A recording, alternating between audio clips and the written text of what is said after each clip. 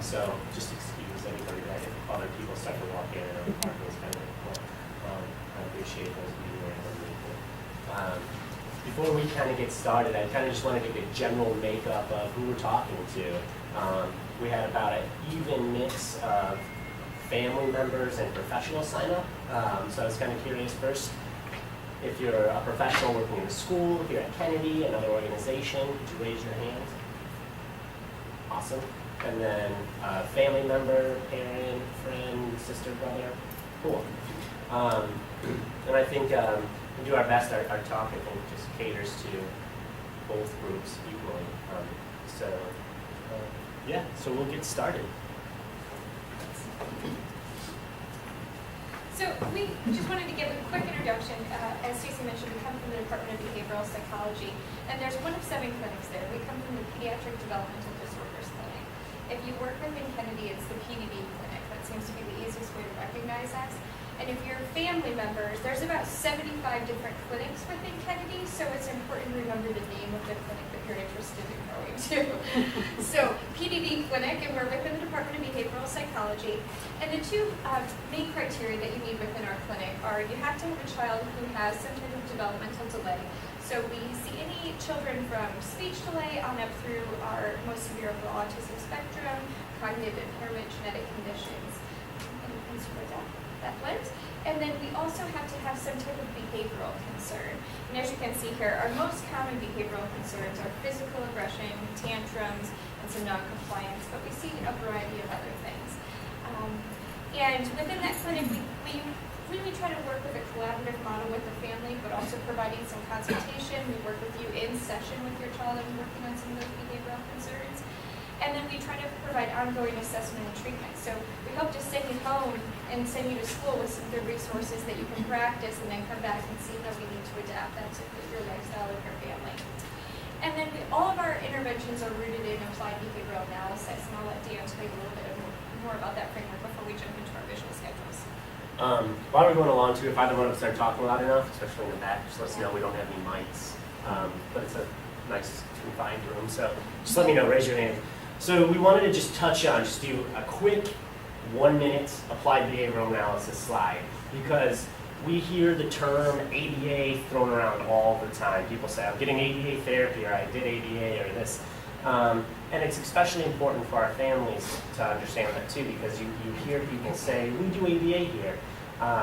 And it's important to realize that ABA, or applied behavior analysis, isn't a thing. Like, you don't sit down with a kid and you do ABA. Applied behavioral analysis, it's an orientation. It's a way of looking. It's a lens. That's how I think of it. It's a lens to look through to see how behavior and the environment are interacting. In the theoretical orientation that is applied behavior analysis, you believe that all behaviors are learned and that all behaviors happen for a very specific reason. There is no randomness to behaviors. It doesn't just happen for no reason.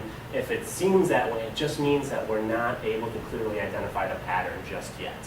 So it's a way at looking, figuring out why behavior is happening, and figuring out how you're going to change or teach a new behavior by applying a series of consequences, reinforcers in the environment, maybe manipulating things that happened before behavior. It's not a thing. So treatments, so when you hear maybe they're getting discrete trial training, that's a treatment that's rooted in the principles of behavioral analysis. So you sit down with a kid and it's a teaching strategy where you teach them systematically and you reinforce them as they go through things. So there are a bunch of treatments that are rooted in applied behavioral analysis. So when we say we at the PDD clinic do applied behavioral analysis, what we mean is when your child or a child comes to see us and they're tantruming, we try to look at that tantrum and say, why is this tantrum happening? Is it serving the purpose of getting a cookie? Is it serving the purpose of getting out of homework? And then say, okay, so this kid's trying to get out of homework, so now we know the function of it. So what are we going to do now to change the environment and how that interaction's happening to get rid of the tantrum? So first we're going to teach that you're not going to get out of homework by tantruming. You're going to have to appropriately request a break or get your work done in a timely manner, and then maybe set up schedules ahead of time so it's more planned for what to expect with their homework. So we just kind of wanted to make sure that we were all on the same page. So when you heard us say ABA up here, that's kind of what we're talking about. It's kind of how we view things. also, if you guys have any questions, we're going to try and save a lot of time at the end for questions and go over things. So you can jot them down. If you feel like it's a burning question you can ask right away, you can feel free to raise your hand and we can take a break for it. So what we're going to do today, our goal for today is not to just provide you with a bunch of different ways to use visuals. Like, we're going to go over that because people like to see that, and it's helpful to see different ways people do things. So we're going to go over a bunch of different visuals. But our goal today is really to give you a framework for thinking about how to use visuals and how to approach those things and how to apply them in different ways. So what we're going to do is we're going to go through a hodgepodge of examples of visuals and spend some time talking about, why we use them and what ways we use them. And then what I was talking about before, the big things we're going to do is the do's and the don'ts. So what you should be doing or what you should be thinking about when you're applying any type of visual, whether it's a visual schedule, a timer, a sign, anything when you're working with a kid. And then the don'ts. So things you should try and avoid and things that we see time and time again when people kind of run into roadblocks when they're trying to apply the use of visuals. We're going to try and take some time to bring it all together. If we had time, to give you guys a couple case examples of some kids that we identify that we heavily use visuals with to help them navigate their day. And then time for questions. So we live in a pretty visual world, and I guess I'm going to be a visual girl today. So if you think about it, every single day we have some type of visual. So I hope you all recognize this one, otherwise maybe that's why half our group hasn't been here yet. Crosswalks, people at work, we know to slow down in the summer. We hate to see this sign because we know that means we're stopping in traffic. Slowing it down.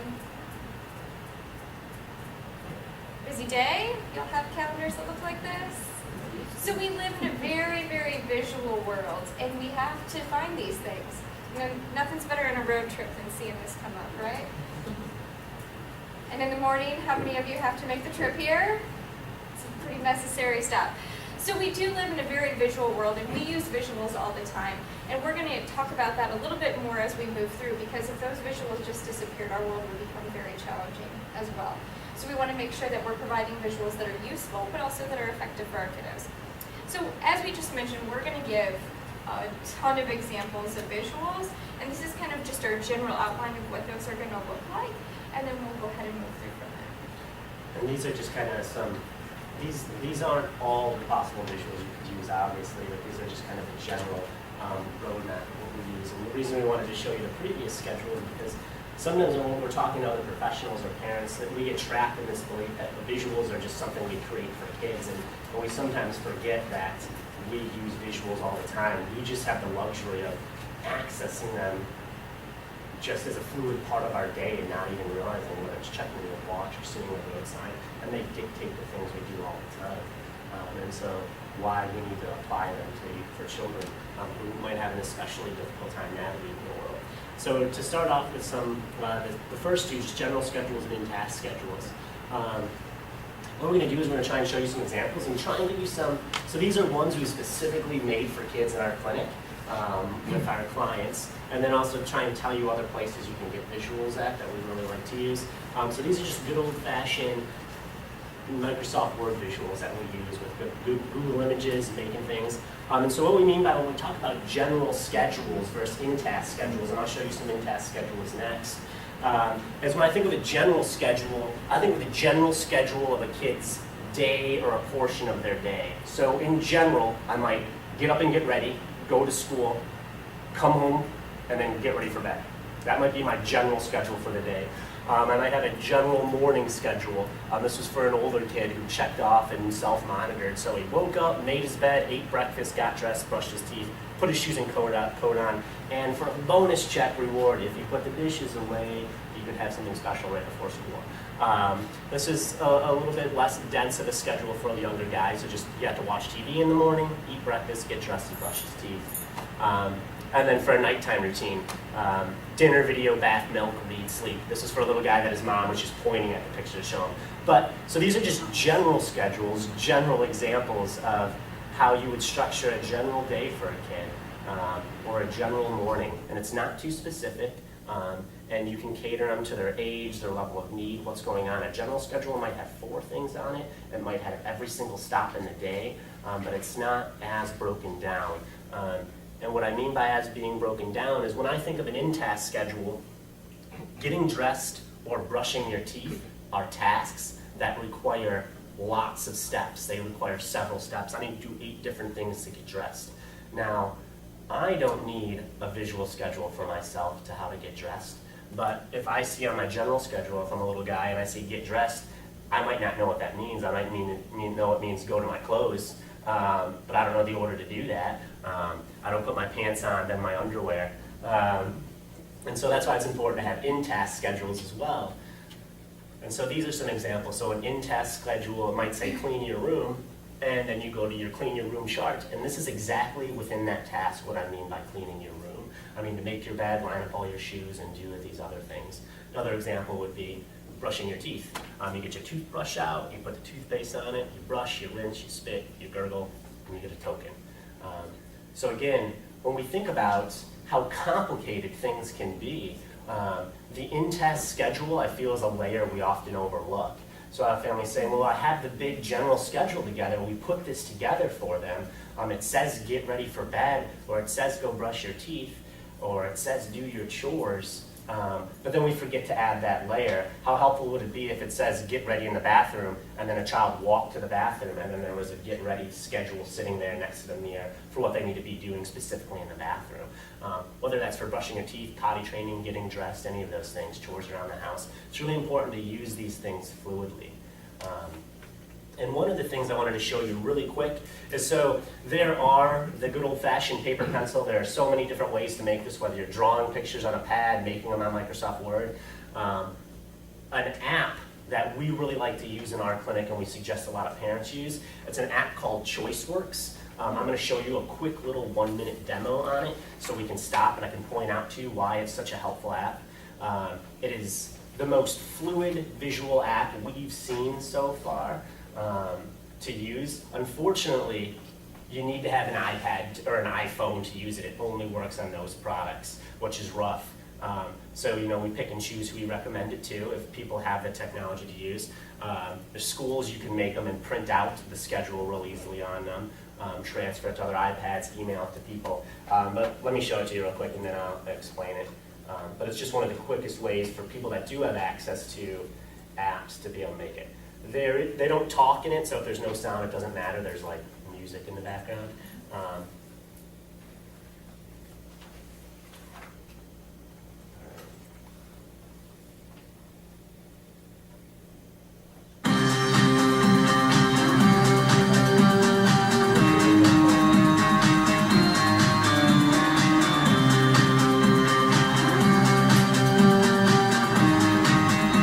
Okay. This is really difficult to see, but this is the one I care about most for you guys. The schedule board here, this is on an iPhone. I wish they were showing it on... If you back it up, you could have that main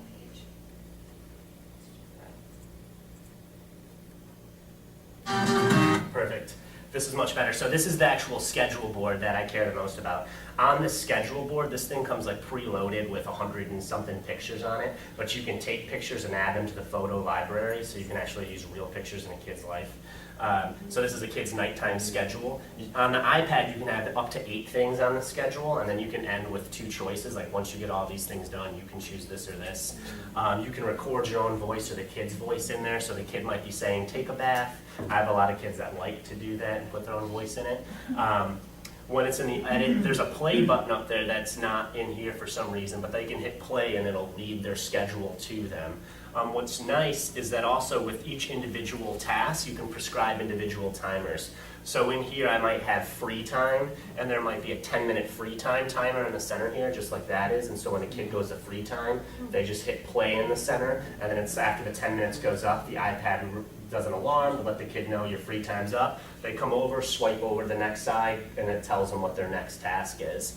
What's also really great about this is if a family has an iPhone and an iPad, that's portable, so you can have the schedules all on your iPhones and your iPads. You can also, here, this little button, when you do click that, it gives you the option to print or email. So a parent or caregiver might email it to a teacher at school, or kids might be going to stay with the grandparents for the weekend or something, and you're not going to give them the iPad for whatever reason, maybe you need it, so you just print out the schedule so at least they have the visual to go with what their nighttime routine is. It's really, really helpful in that setting. And it's great for having, you can have an unlimited amount of boards, and you can have it for several kids. So you might have it for multiple kids in the house. And so you might have like Johnny's Monday schedule, and the first thing on Johnny's Monday schedule is getting ready for school, and he can see that and then click his get ready for school board and see exactly what that means. And after he finishes it, go back to his general schedule for the day. So it's just really transportable and helpful. So we've been, unlike some apps, this is incredibly easy to use. I could walk from the elevator to here and have our schedule set up. It is very efficient. I always tell parents, oh, go ahead, did you have a I was just question? wondering what the cost is. I think it's Yeah. $10. Okay. So it's actually But if your not. school were to buy it. Yeah, it's actually not really, it's in the grand scheme of things for how helpful this is. Right. It's not that expensive, especially when you think of the cost of ink and printing things over the course of a month or so. It practically pays for itself. You'd think I have stock in this, but I don't. I wish I did. So I actually had a dad recently call and talk to Android and ask them why they hadn't put this on their thing, and they gave him a good reason why. Not sure why, but they're like working on it. It has something to do with iPhone having exclusive rights to it right now. You can also, on their website, have them print things, but that costs more money, and this is just really cool to be able to use, I think. So yeah, any other questions about that? I always joke with parents or professionals to actually use it for yourself for a half a day, because you'll become so fluent with it. In session, you don't even need to use any of their stock photos. You could take, in 2 minutes, 10 different photos, name them, put your voice on them, and make a personalized schedule that quickly with it. So I think in the last 6 months or so since it's come out, it's been so helpful at giving things directly to our parents that happen to have that. And so many of our kids come into session with an iPad to be occupied for anyway, and it's like, hey, you know what, you can use that for something real functional. Go ahead. Can you add pictures to it, your own pictures? Yeah, as many as you want. Take Yeah. with the You take them right into the child app. doing the thing. Yeah, Yep, right so in the you app. can- And you can also record their voice, so, yeah. Yeah. I So thought you- maybe if you could do one, you could do the other. Yeah, Yeah, so it's really that's great, so something. you can do that. Did you have a question? I was just wondering about any other levels of pictures. I mean, the photograph is the #1 level, and then these, and can you get black line drawings because they're more visually limited?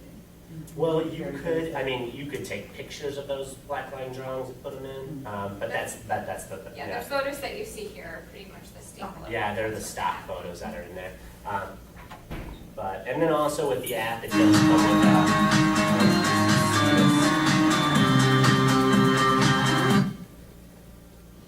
not only has 2 options. So it also has a waiting board and a feelings board. So the waiting board basically was, I'll let you read this.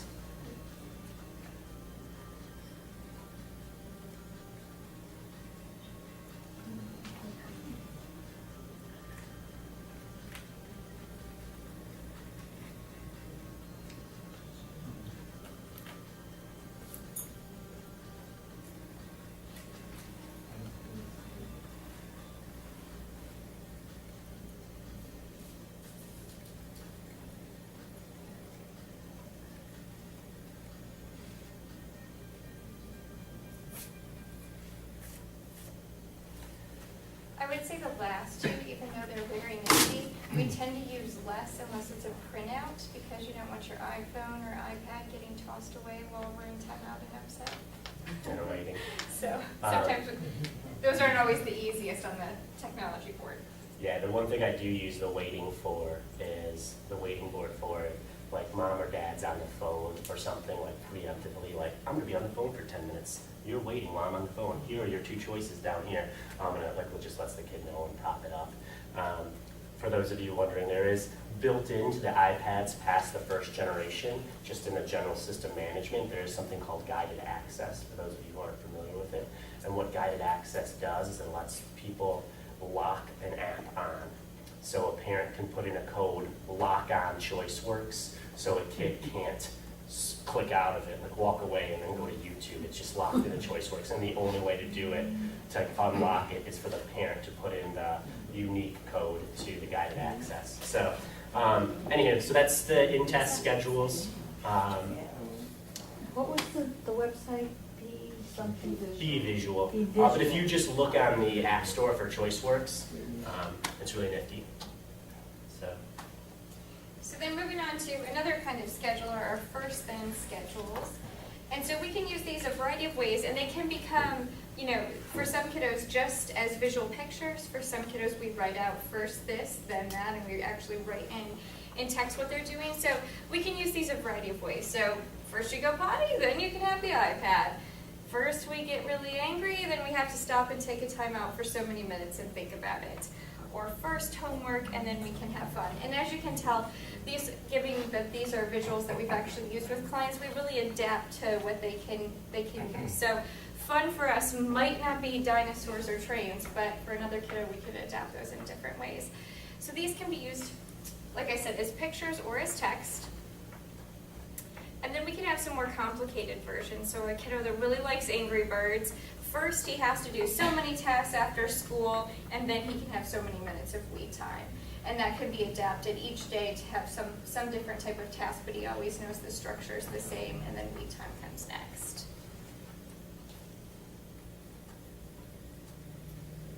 One of my favorites, available and not available. So this is also really helpful when you're on the telephone and you're busy, or you're doing dishes or cooking dinner or leading the other circle group in class, is that what's available and what's not available. And this could maybe have a set spot in your house or in your classroom where these are set up. So if the Wii is available at home at this moment, our green Wii is up and it's available at all times. But if they've used their quota of time, that comes down and then the red sign comes up. So no matter what, when you tell me that you want the Wii and the red sign's up, I'm not giving into it. It's just not happening. And this is the set time of the day that I'm just going to choose to never give in and give you the Wii or the TV. But if it's green, if you want it, you can have access to it. And some parents will set that up as you have to ask me, and other times it's just free access when the sign's up. And to supplement that, another way we use is not just the availability of the item, but also the availability of being able to talk about the item. So I might have a kid that perseverates on Angry Birds, and it's when it's not available, you're not even allowed to talk to me about it, because that's the only thing you talk about all day. But when it's available, you can play it, you can talk to me about it, you can do whatever you want about Angry Birds. Another way that I've recently used this, trying to think of, with a little guy that was 3 and whose younger father got really ill and wasn't able to play with him all the time because he wouldn't be feeling as well. We made green and red posters with the different family members in the house, and whoever picture was on green meant that they were available to play with. So like mom and big sister might be available, and dad might not be because he's resting or not feeling well, or dad might be feeling okay, and we'd switch his picture down to green, and meaning that you can go play with dad and that he was available, just to kind of give him a clear understanding, like why isn't dad wanting to play with me for hours of the day instead of just being told no, just kind of give him that visual framework to work from. So chore lists and rules are also another example of some of our visuals. So the daily chores, maybe their set chores are already placed on there, but then you can add in, and then they just check them off as they go. And typically we tie our visuals to reinforcement, which we'll talk about in a little bit.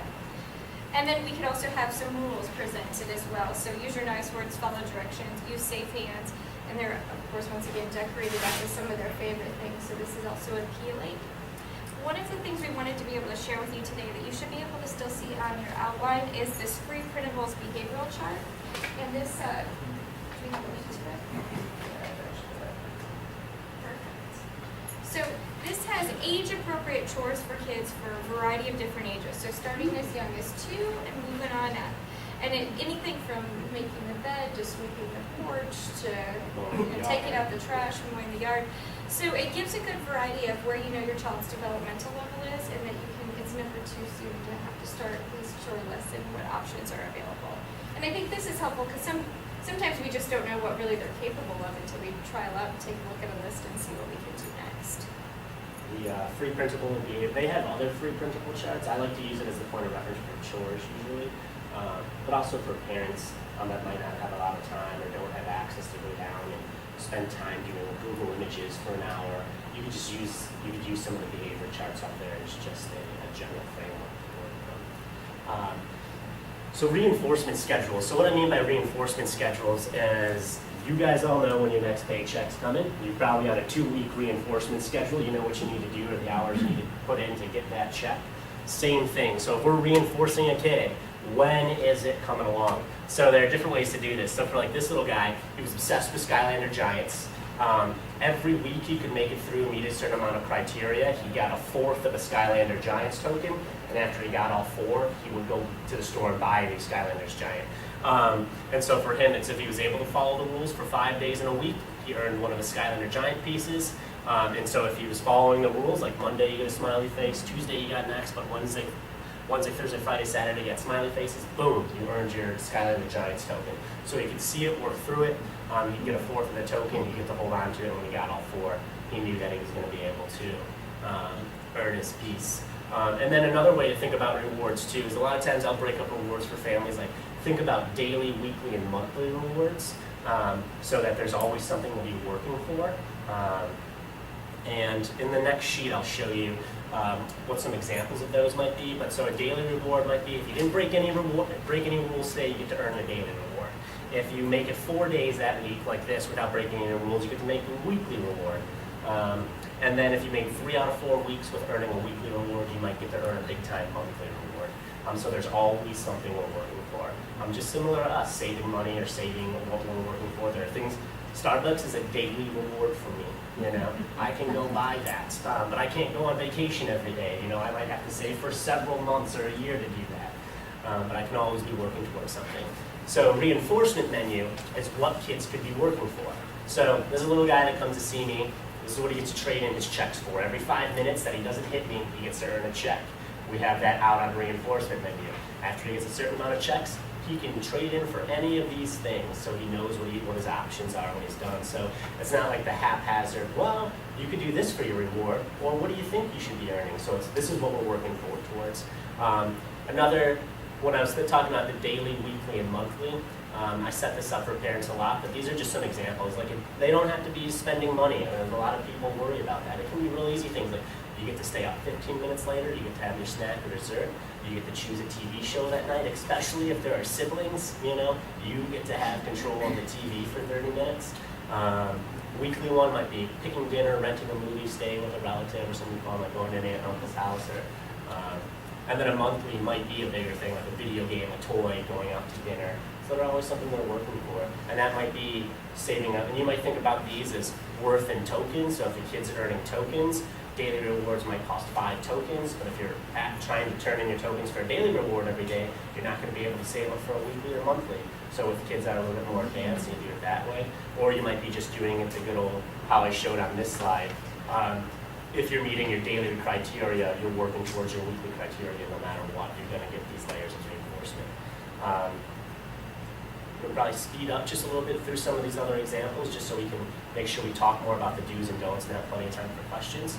And then the last thing I want to talk about before Casey takes that over is response cost. So what I mean is, if you break a rule, what's going to happen? You know, this is so you know. There's no questions about what's going to happen. There's no empty threats. You're going to be grounded for a week. And also what's important to have these laid out is so there's continuity across caregivers and professionals. So no matter if dad's in the house, babysitter's in the house, big brother's watching, if you break this rule, this is the first thing that happens to you. If you break one of your rules, boom, you lose Skylander Giants for the rest of the day. You break another one, you lose iPad for the rest of the day. You break another one, you use TV for the rest of the day. And that's that. A lot of times how we set up response costs is just one day, every day, you start off fresh and new. This is a kid that didn't have really high rates of problem behaviors, so he wasn't hitting like 100 times a day. He might do it like 5 to 10 times a day. So we were at like the 1 strike, you're out reference. For another kid, very similar behavior system, but they were breaking lots of rules a day, so we'd give them 3 chances each time before they lost something.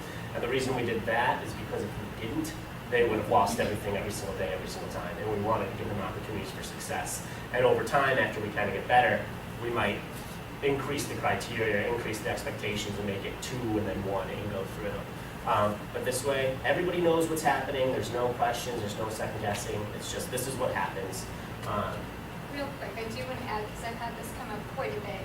is that sometimes you feel, well, we've knocked off everything and now TV's gone and I don't have anything left.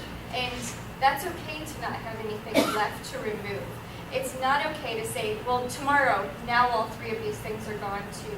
And I've had that happen quite a bit with families and at school where, well, we didn't have anything left. And I said, that's okay. They already had their consequence. Their three favorite things are missing. When our paycheck just suddenly has money missing from it, we're not happy about that, right? So if we remove this the next day, that's like removing a day's pay from our paycheck. So we have to make sure that we stick with the plan too for the kiddos, because if that's taken away, I can see that has a lot of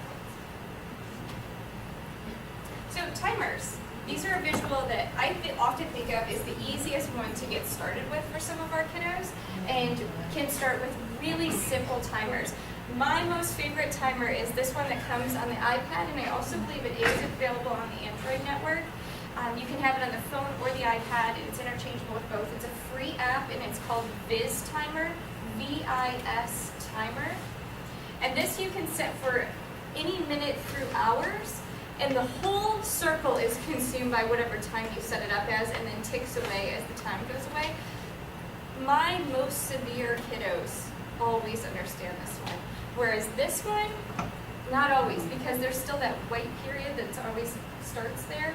And so this one I've seen work really well. There's also about 50 different sounds the timer can make afterwards, and I let the client pick whichever sound they want. There's birds chirping, trains, alarm clock, all of those different sounds. That's really helpful. But when we can use these timers is almost endless. So like the ChoiceWork app had the digital timer, I also have some kids use this while they're using the ChoiceWork app, because the visual timer, they can't tell time, so they really don't see it ticking away and don't understand that something's coming to an end, so this is really helpful. But time out, time sitting on the toilet for potty training, how long until mom's done with dinner that I can get access to her again, how long can I play with my toys for, setting up a play schedule. So first I'm going to play with Legos, then the timer's going to go off, then I'm going to play with my trains, and the timer's going to go off. So they know exactly what to do while they're taking up that time. So timers we can use almost anywhere. I also have parents use this in the car, so they'll throw it up on their phone, put it on the back seat, and then they know about how long it's going to take to get to the next spot. And that's helpful just when they're riding in the car and really don't know where they're going. And most of your kiddos know exactly where they're going, and if you make a wrong turn, they know you've made the wrong turn. So a timer is always helpful to kind of help that out. And quickly, I feel like timers are one of the most overlooked things, the easiest things to use and the most overlooked things to use. And all of us are dictated by timers all the time, but it's just more sophisticated for us. You guys can look at that clock and see how much time we have left, or what's going to happen when that bell's going to ding and we're all going to get up. Or just on your schedule, my iPad will ding and say, you have a client coming in 15 minutes, and let me know, and then let me know at 10, 5 minutes, and then when they're there. But we forget that, and we take that from kids, and we just expect them to go by whatever we say and the time we dictate. We're just popping something up for a minute, for a beat, could mean the world of difference to adding some structure. Especially when our kids are very literal. So it'll take just a minute or 10 minutes, and they're watching the clock. So this is always very helpful. We also have labels that we can use. So stop signs, so if your child's darting out the door all the time, well, we can use a stop sign on the door to teach them how to stop at the door. And we'll talk about how we'll go through some of the ways in which we would do this. We want to cover that afterwards, yeah. Right? So we'll hit this at the door. Sometimes this is available on parents' bedroom doors or in their bathroom when mom's finally getting 10 minutes of alone time, that the stop sign's available on the door as well. Kind of that available and not available. One of my favorites is a wait card. So we actually hand it over and say, well, right now you have to wait for my attention or wait for the item that you want, but I do understand what item you're requesting. Because sometimes wait and no are very much the same thing. So if you told me to wait and it's 15 minutes later, I've pretty much taken that as a no, I'm not going to get that item. So that could lead to our tantrum or aggression right there. So if you hand over the wait card and we teach them what the process of waiting is, at least they know I understand what you're asking for, and you're going to exchange that back, and I'm going to give you the item in a few minutes. Same for a timeout zone. For some of our kiddos, if the visual isn't available, if we want to use the visual and a timer, these can be paired together. So you can hand over, you're in the timeout zone. or just have this up on the wall so when you announce the timeout zone, they know where it is they're supposed to be going. And this is also helpful for the daycare provider and the babysitter and grandma that she stops by to help out the house as well. And these are just several examples. The idea is that we should be labeling the world. You know, you might have a break card available during homework time, or if the kid wants to take a break from homework, then the break card there to access, like, oh, I have 2 or 3 breaks left that I can appropriately request for instead of screening. Also with the timeout zone, one of the things I like about that is sometimes room might be a timeout place, sometimes it's not. So to have that up so we know when I'm in my room for a timeout versus not. Also a timeout zone sign is transportable. Sometimes the back seat of a car or a shopping cart might be a timeout, you know? And so you can just pop that down somewhere. You can bring this to a hotel room, anywhere. So just helpful to label. And the signs and labels are endless to what you can do. For some of my other kiddos too, one of the easier signs that I have available in my classroom is I have a lot of young adults who aren't comfortable asking for help from the staff. And so instead of asking for help, you just watch the frustration level keep escalating.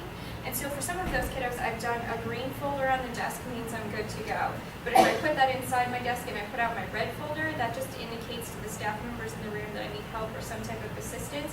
But I didn't have to raise my hand, I didn't have to call it to everybody's attention, and that's been really helpful for some of my older clients as well. Okay, so we're gonna go over the do's and the don'ts. These are each one slide each. These are a collection of things that as a clinic and a group of psychologists that we hear. The don'ts are things we hear parents or other professionals saying all the time, or shortcomings that roadblocks are running into, and the do's are the things that we find the people being the most successful at implementing the use of visuals overall.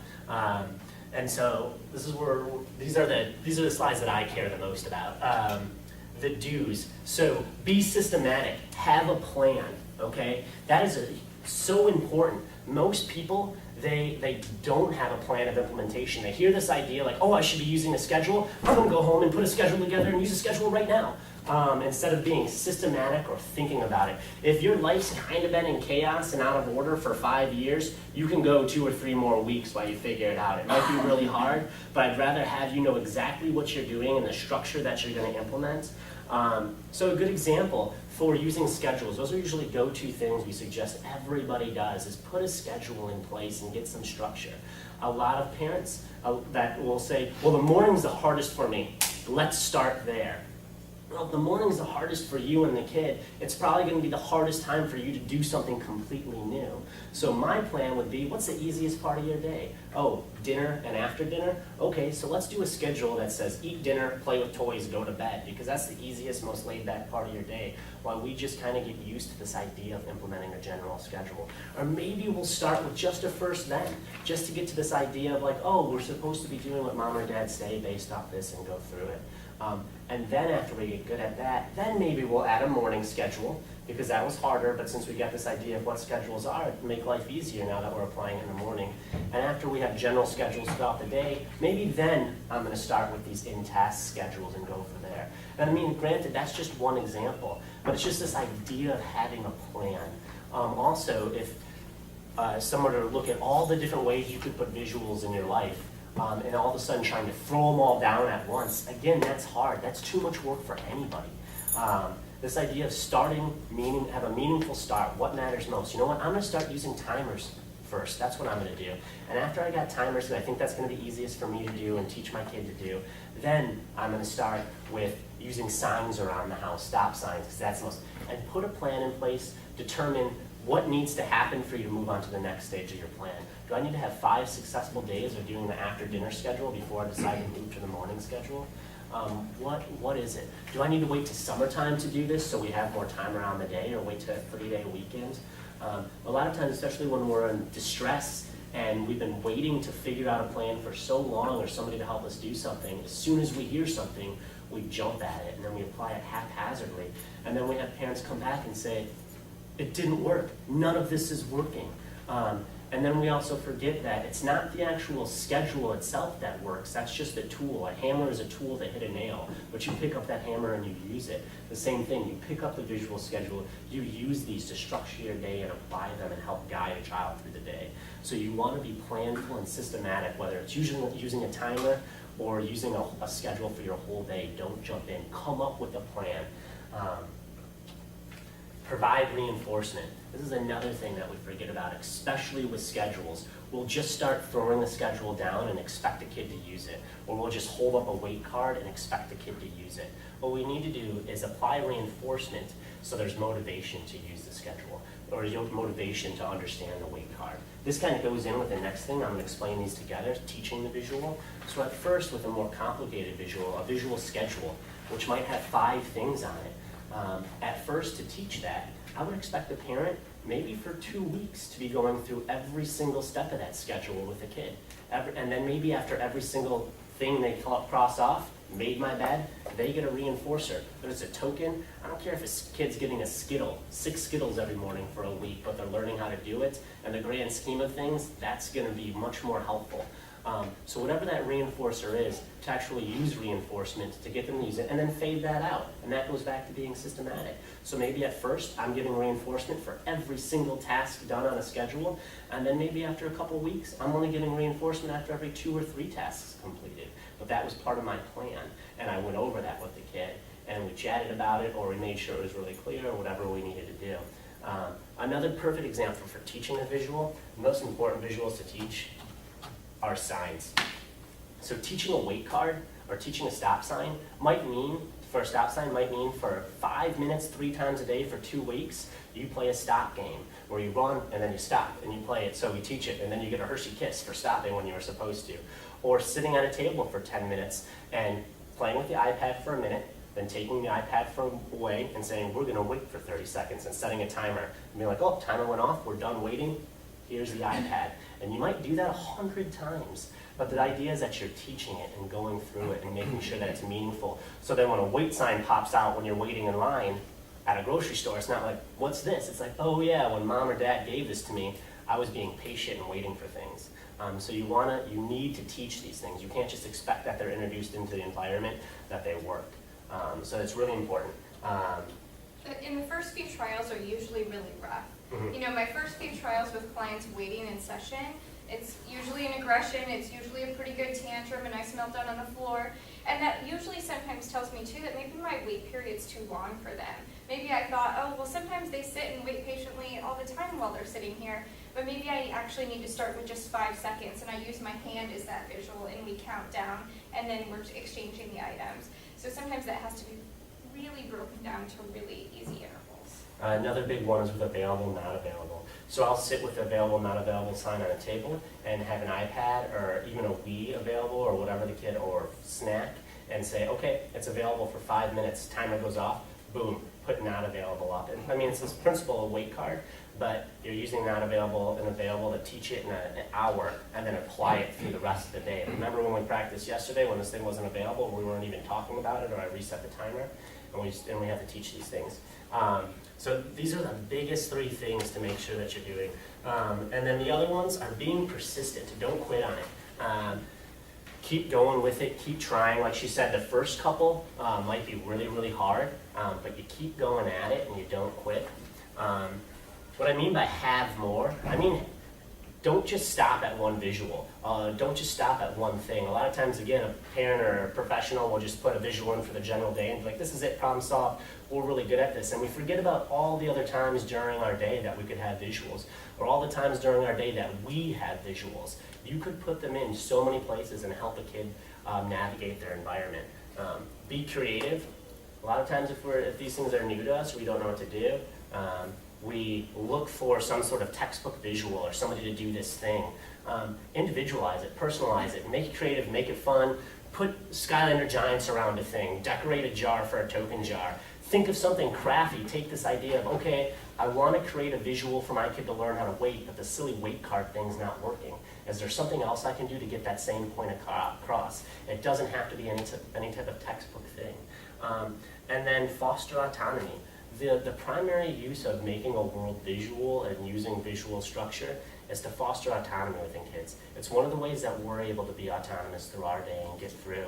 I don't have to stop people and say like, oh, are you working up there? What's the speed limit on this road? What's happening next in my day? I'm able to independently get through my day because I can seek out things in my environment to tell me what to do. And that's essentially what we want for a kid. I can pick up my iPad and I can know everything I have to do that day, know what my tasks are for the day, and get through them.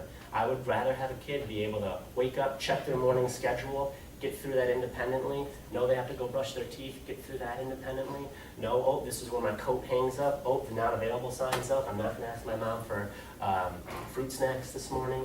The idea is to try and get to that ability for a kid, no matter their level, to be as autonomous and as functionally independent as possible. And using visuals the right way and putting them in our day and teaching them and being patient with them and being crafty with them is one of the best ways to get there. So what are our don'ts? So don't say you don't need it. If the McDonald's menu disappeared, how would we know what we wanted? If Starbucks suddenly quit adding new drinks and there was no longer a menu, we wouldn't know what the new item was. So we use these schedules every day. So to say that they don't need it or that we've used it and now all of a sudden, that for the last 3 days they got dressed all by themselves and they're doing fabulous, that doesn't mean our schedule needs to disappear off the wall. Just because we got dressed for 3 days means, well, great, we did really well for 3 days, but maybe we still need that as a check-in every once in a while. And we use these all the time, so make sure that you stick with it and never say, we don't need it. Or they're too dependent on them. And this is one we hear a lot, and we especially hear this a lot from other professionals, that, well, they just don't know what to do unless their visual schedule's available. Well, I'll be totally honest, if my client list isn't available during the day, I don't know what to do either. I would go around the clinic all day long and calling the front desk all day long saying, who's here next? Who's here next? What do I need to plan for? We all rely on those visual schedules every single day. So we want them to become dependent on the schedule because that's what fosters that autonomy, and we want them to be able to use that. But we also can use that to know when it's time to know that maybe we need to move it to more of a generalized schedule and not so much an in-task schedule. And that might be helpful for them. Or maybe we need to now start targeting a different in-task schedule because we've had so much success using it in another area. Really try not to limit it to one setting. We see this a lot with the weight card. Oh yeah, we practice that all the time, Dr. Stratton. When do you practice it? Oh, when I'm here with you. Okay, great. That's a good place to get started. But let's practice it maybe while we're walking to the car and while we're at the grocery store and they're ready to go and not so interested in this activity anymore. So make sure you use this in a variety of settings, which is why we spent so much time going over those apps you can use on the iPhone or the iPad or on your cell phones. Because a parent that never shows up to my appointments without their cell phone. So that's always available for them. It's always an easy access. And some of these timers are just 2 button presses and you have a 10-minute timer available while you're walking through the grocery store or riding in the car or going on the camping trip, and they know how long that activity is occurring for. Similar to what Dan had said, take that weight card and those stop signs with you and that timeout zone with you to those locations. And a little ring on your purse or on the backpack makes it really easy to hold on to all that stuff. Try not to make it work. This is supposed to be fun.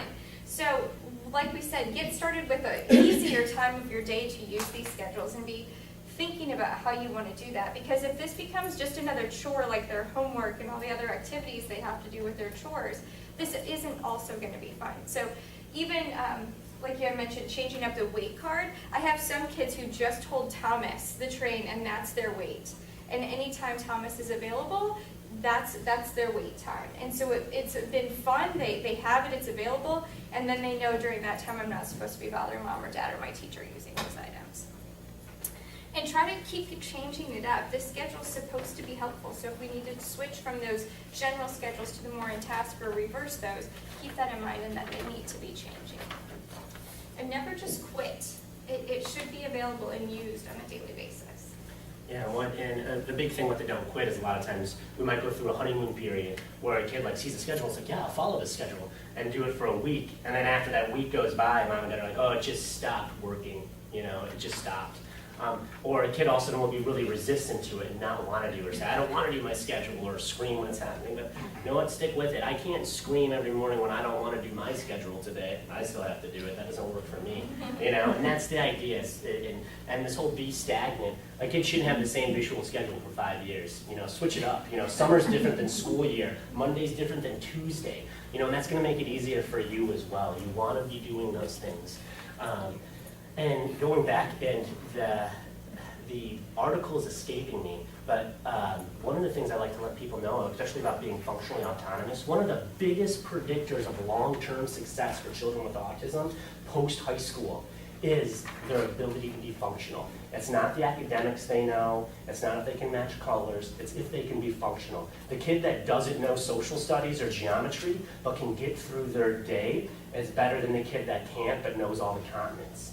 You know, and that's true for all of us. Our ability to be independent and autonomous is what allows us to be functional and productive members of society who live lives. You know, it's not the fact that I took algebra when I was a sophomore. I don't know long division and I have my PhD. You know, I'm all flat. You know, it's like, that doesn't matter. These are really important. They just get overlooked. So teaching somebody to be functional is one of the greatest gifts you can give them. So just because we're short on time, our little walkthrough that we were going to do about kids, I think we've kind of given a lot of examples throughout. So we wanted to make sure we had at least a little bit of time for questions. I mean, we're a minute over, but we started 10 minutes late, so you guys can get up and leave if you have places to go. We know, get up and run out. But if anybody had any questions or wants to elaborate on something or go over something, we're more than happy to answer those questions.